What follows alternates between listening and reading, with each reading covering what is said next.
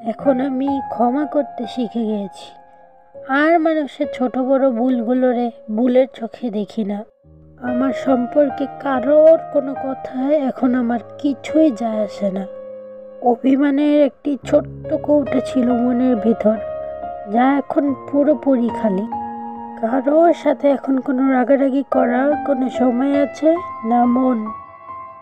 কারোর সাথে কোনো দ্বন্দ্ব নেই। নিজের সাথে নিজে থাকাটা এখন সহজ হয়ে গিয়েছে।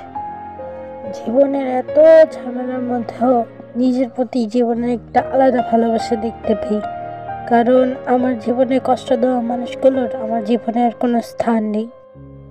এখন বুঝতে পারি বছর আমি জীবনের কোনো জেলখানার কয়েদি হিসাবে কাটিয়েছি।